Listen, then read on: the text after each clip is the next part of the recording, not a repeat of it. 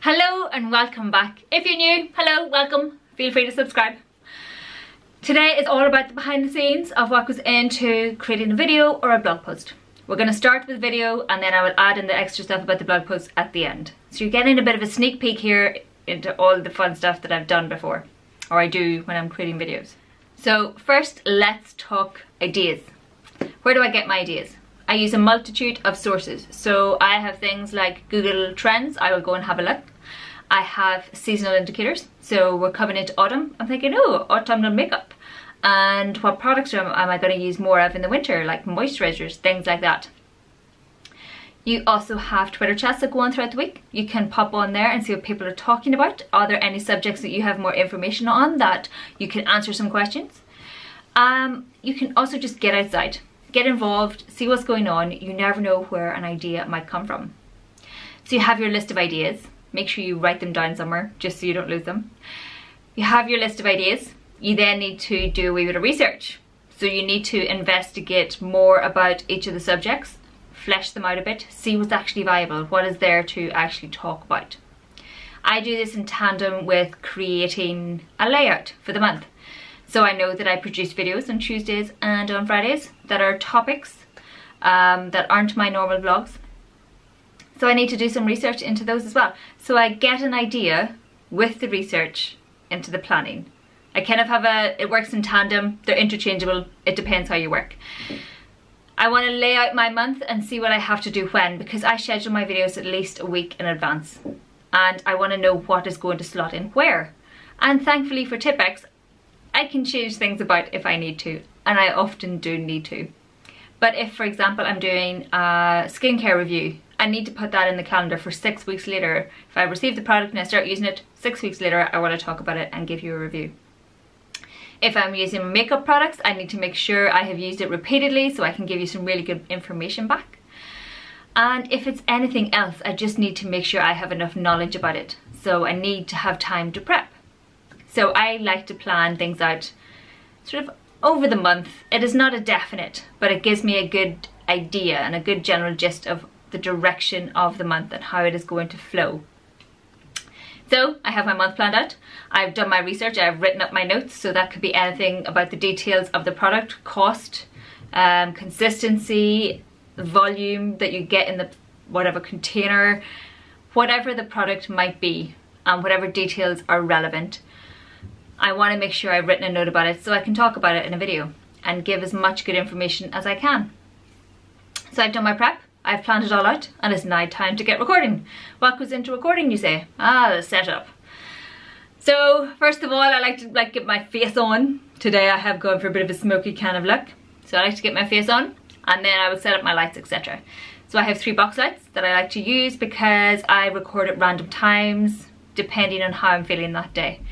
If you don't have box lights, get in front of a window. Make sure you have some natural lighting. If that means you have to get up and do it in the morning, do it in the morning when your light is good, or afternoon, whenever it's going to be good for you.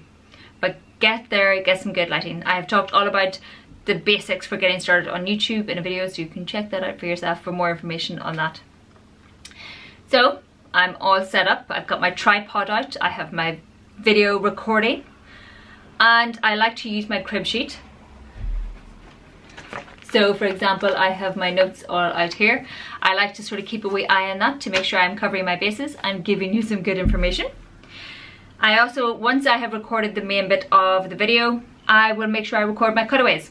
So those are, for example, when you have close-ups of the product or close-up swatches, anything along those lines. Or if, for example, I am talking to you, I have a second video going on that is going to be a close-up where I'm overlaying you over the top. Those are my close-ups, cutaways, segues, whatever you would like to call it. Once I am done my recording, I've got my cutaways, I've got everything. I will then import it all into Final Cut Pro and I will spend some time colouring the video. So I need to make sure the colour balance is good and I will try and correct it as best as I can. I'm still learning more about this, but it's something I'm working on, and I do try and colour correct and make things more true to life, because things always look a wee bit dull sometimes on camera depending on how you've set up. That is generally what I do for video from start to finish. Once you've done your edit, you export, and then comes the scheduling and everything else afterwards. For blog posts, I will take my box lights, and I have a white table, my office table. I will clear that because we live in a small flat. I don't have room for anything else.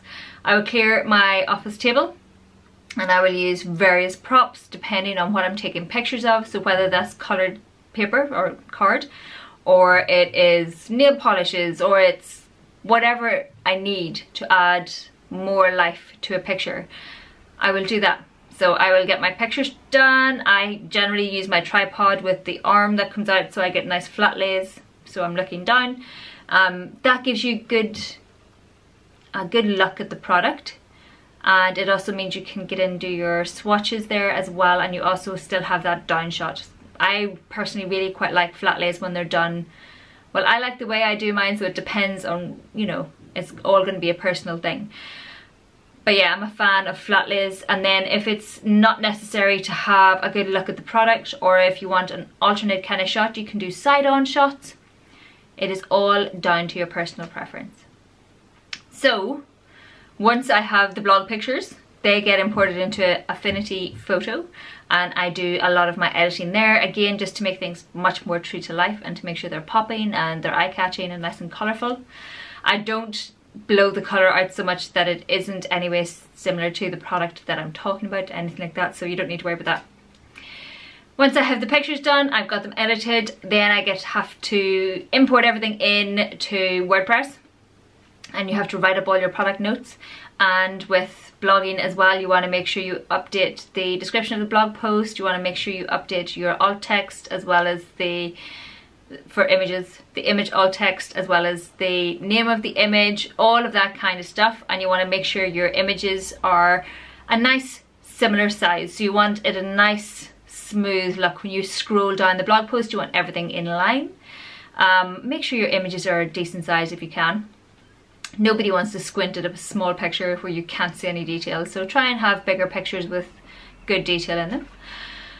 And again, once everything's written up and all the description information, all the SEO stuff is up to date and everything's tagged up to the eyeballs, all of that kind of stuff, and it's scheduled, ready to go, then comes all the fun of scheduling it and getting it onto TweetDeck and all of that. But that is a whole other story, and frankly I could do a video probably on TweetDeck and Buffer and the scheduling that goes into creating videos and making sure these things get seen, and creating blog posts and making sure people come over and have a read, because that is a whole other topic.